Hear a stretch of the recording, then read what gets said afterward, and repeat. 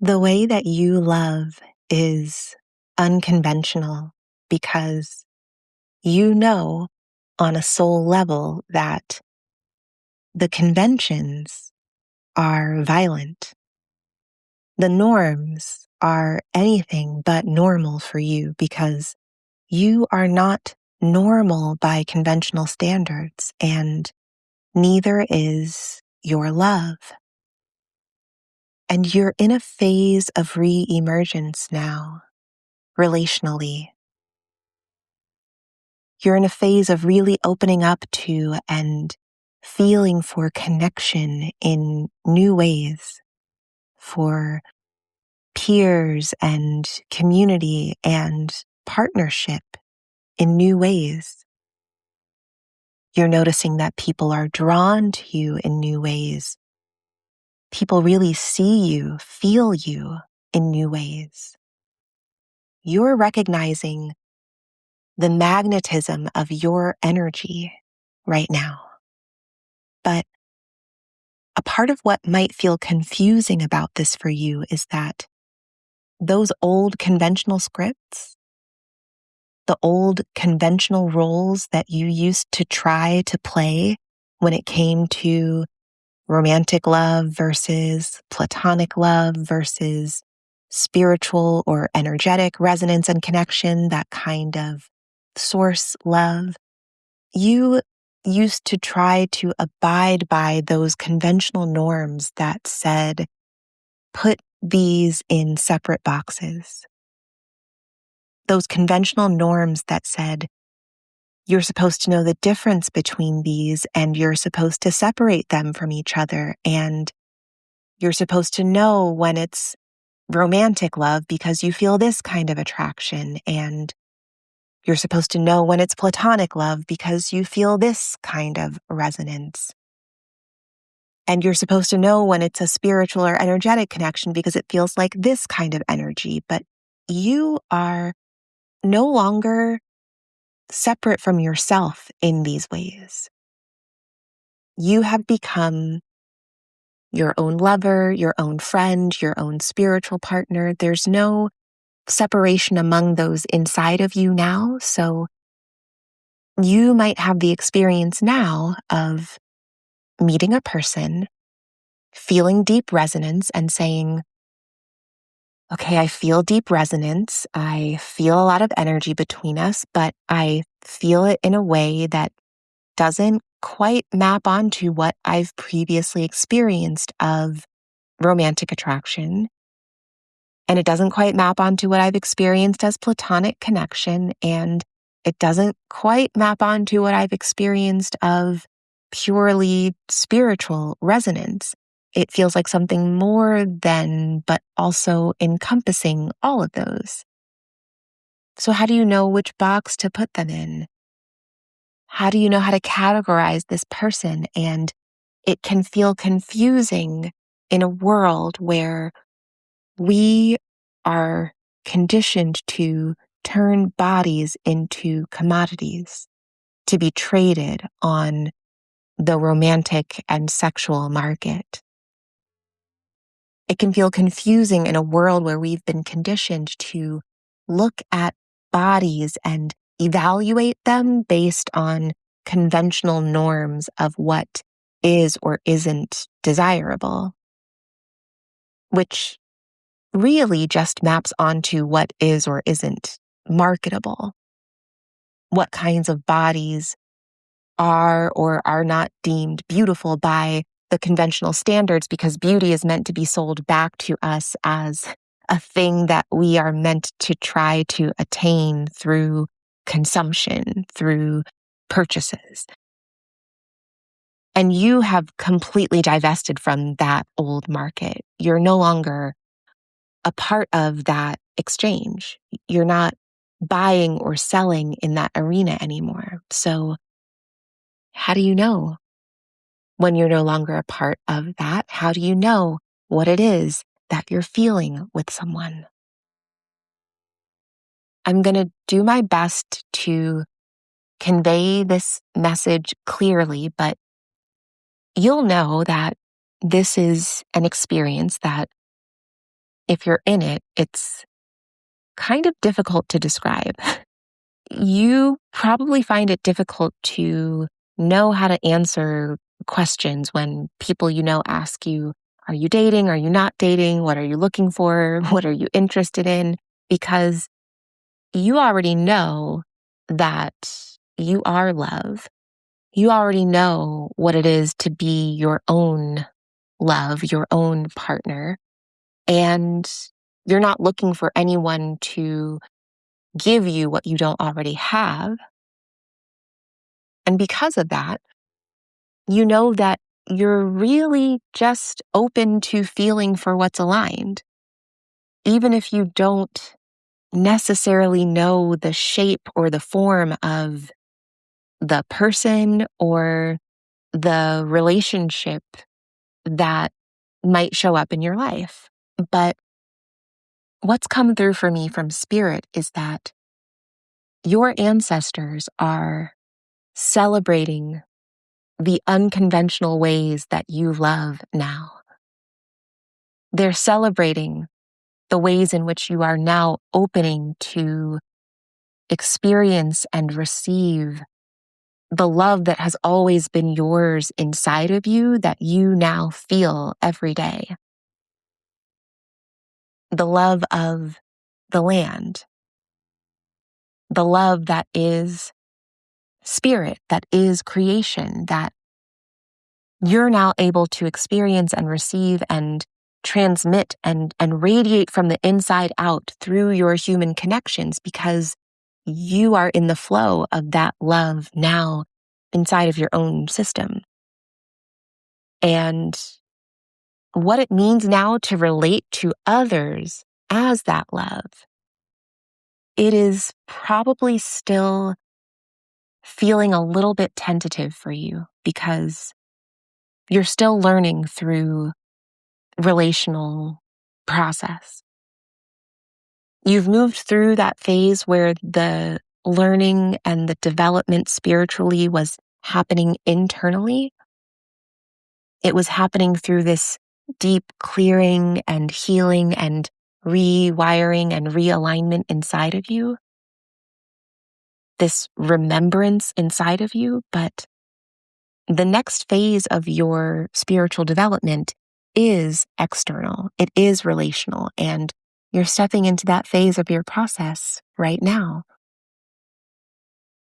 And you might feel like you don't quite know what you're doing when it comes to love, but your ancestors are telling you you're doing it.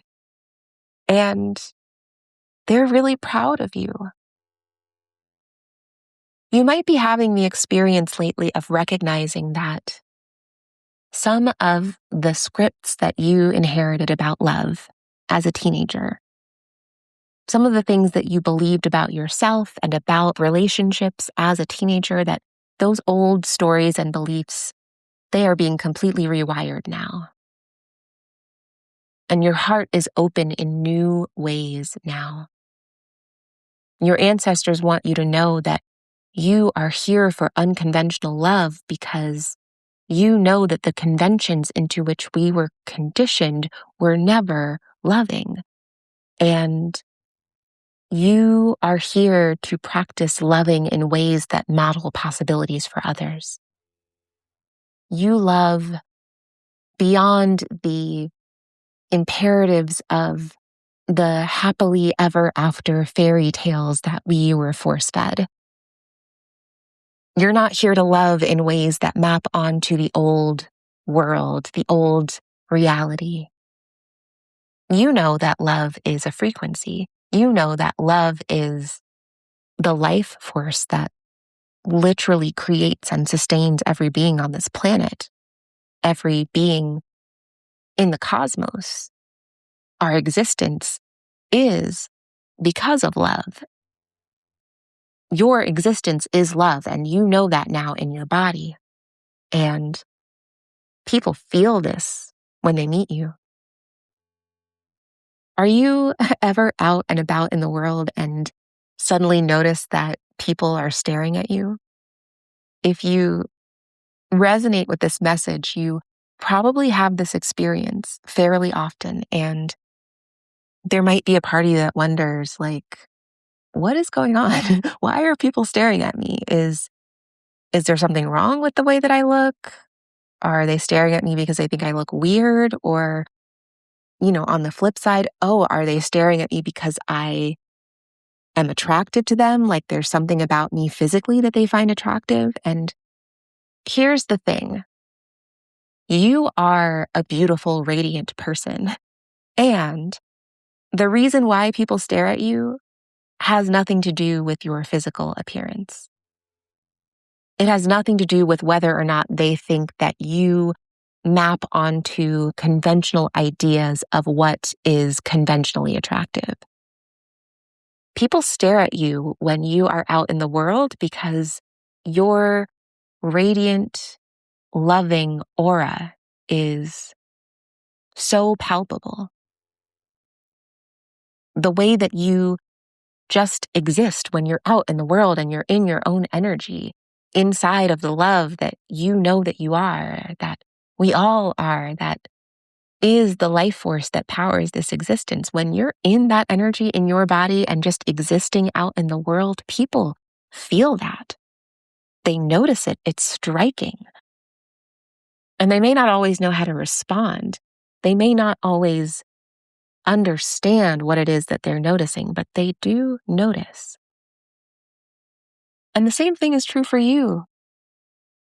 You notice this in others, and your noticing also might not map onto conventional ideas of romantic or sexual desire, but this is a phase where you are being asked by spirit to just experience and witness the noticing.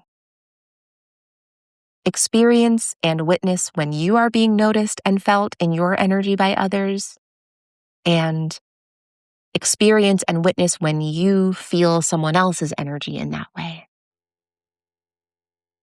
And be open and receptive to however aligned, loving energies might want to show up in your life. And you don't have to worry about trying to categorize those connections right now. You don't have to say to yourself, this must be romantic, or this must be only platonic, or this is just a creative collaborator, or this is a comrade or a spiritual practice partner. You can just allow love in as it arrives, and then let love show you how that energy wants to be expressed in a connection with a particular person. Let it be revealed to you, rather than feeling like you have to predetermine what that connection is. A lot of people are drawn to you right now. I'm just being honest. People feel you. They notice you.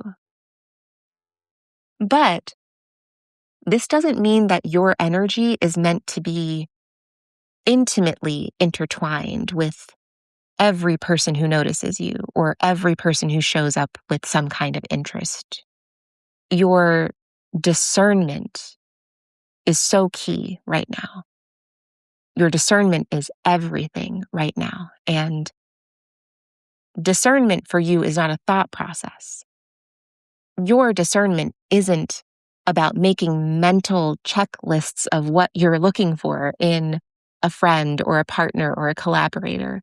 Your discernment is what you notice in your body. It's how your body lets you know what energy is and is not aligned for you. You are a person who is starting to understand the unconventional way that you experience love and exist as love. And this might mean that your relationships become a little bit more unconventional.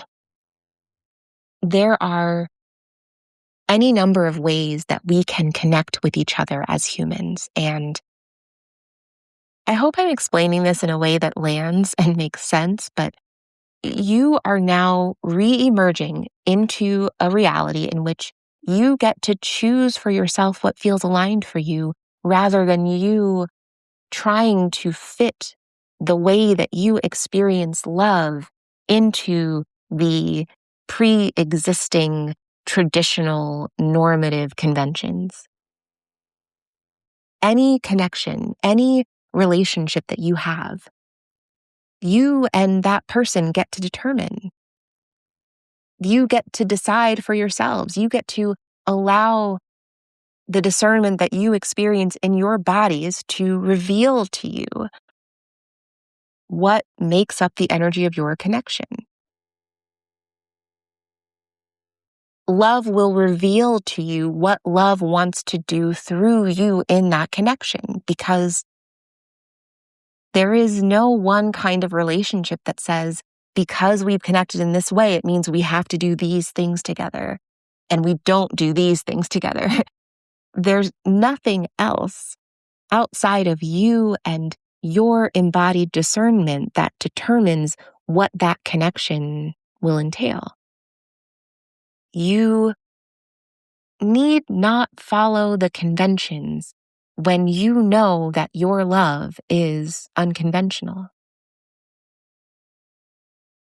There is another aspect to this message that is coming through, and it's the importance of these new aligned relationships coming into your life, because this is connected to the increasing importance for all of us of material, in-person, IRL connections and exchanges of resourcing that can't be mined for data, that can't be commodified, that can't be exploited.